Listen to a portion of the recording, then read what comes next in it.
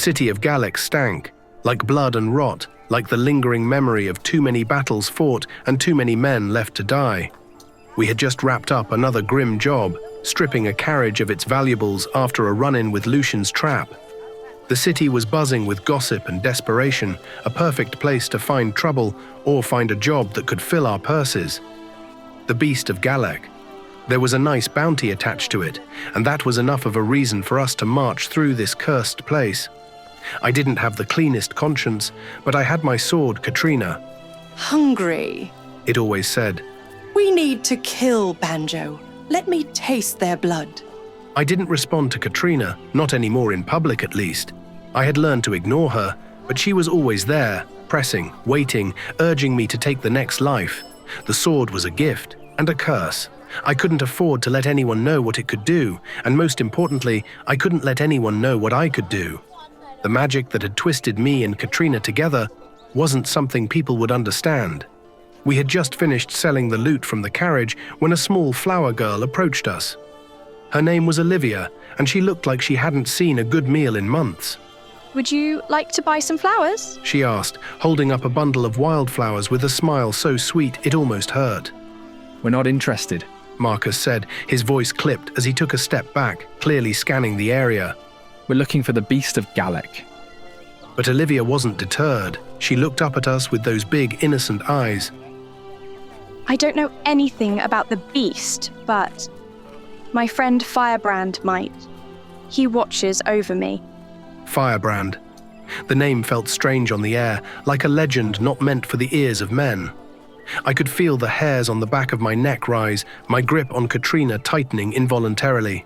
Who's Firebrand? Sir Thorn asked, sounding more curious than cautious. I knew by now he liked to chase every lead, no matter how crazy it seemed. He was always after money, though I didn't know why yet. Olivia smiled brightly, like she was telling a secret. He lives in a cave by the shipwreck at the coast. I can take you to him. At that point, we didn't have much else to go on. If there was even a chance Firebrand could help, it was worth the walk. We followed Olivia through narrow streets and past rows of weather-beaten buildings, eventually reaching the coast where the wreckage of an old ship lay half-sunken in the sand. Olivia's home, if you could call it that, was a rickety little shack made from planks and old sailcloth. It was a sight that stirred something in me, something dark, something that reminded me of my own orphaned past. But we didn't have time to dwell on that, not when there was a beast to find, or at least someone who might know where to find it. Firebrand's cave is just ahead. Olivia said, pointing toward the jagged cliffs. Marcus, always the perceptive one, knelt beside a large rock and ran his fingers over the surface. His eyes narrowed as he began reading something etched into the stone. "What's it say?" I asked, stepping closer. In Draconic it read, "Beware all those who approach Firebrand's lair, for only death will be fair." Thank goodness I learned Draconic from those books I stole when I was younger. I translated it aloud, feeling the weight of the words. It wasn't a warning anyone would take lightly. That's Firebrand's writing. Olivia said with a curious little shrug. He's really old, but he's nice. He protects me. We left Olivia behind at the wreck, our minds heavy with the mystery of this so-called Firebrand. The cave was not far, and when we entered it, the darkness seemed to swallow us whole. The air smelled like sulfur, and I could feel the temperature rising with every step. And then, from the shadows, a voice rumbled, a voice so deep it seemed to vibrate in my bones. Who dares to approach my lair? I knew it before I saw it. My heart sank, and Katrina hummed with the kind of hunger I couldn't ignore. If we slay this creature, the power you will gain. Feed me, Banjo. An ancient red dragon emerged from the shadows. His scales shimmered with the fire of 1,000 sunsets, his eyes glowing like molten gold. I've read of dragons before, but nothing in any tale could have prepared me for this. Firebrand was no beast. He was a force of nature, and I knew with a sinking certainty that there was no way we could kill him. Any hostile move is certain death. You came seeking the Beast of Galek, Firebrand rumbled. but I am not your quarry. If you wish to live, you must answer 3 riddles. Fail and you will burn.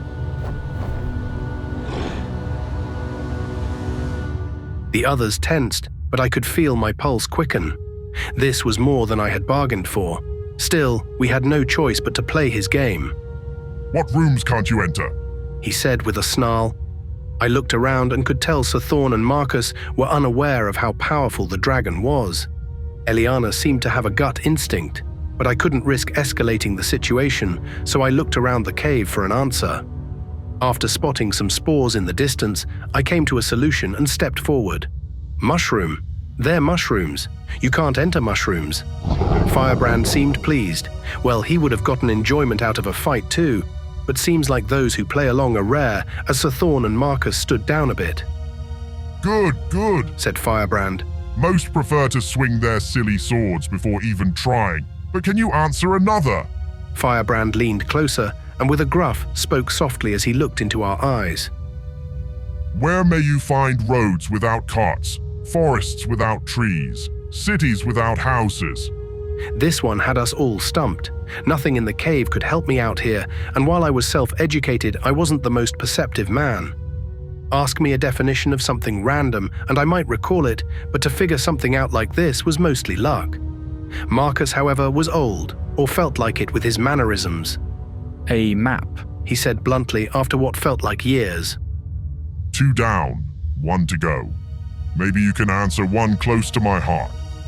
What's black and blue and red in between? Can never be touched, but can only be seen. Sir Thorn smiled at this.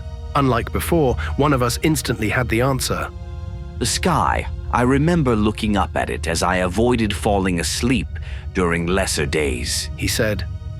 The riddles were difficult, but we managed to answer each one, pushing the limits of our wits and luck. Firebrand let out a low growl, a sound that echoed through the cave.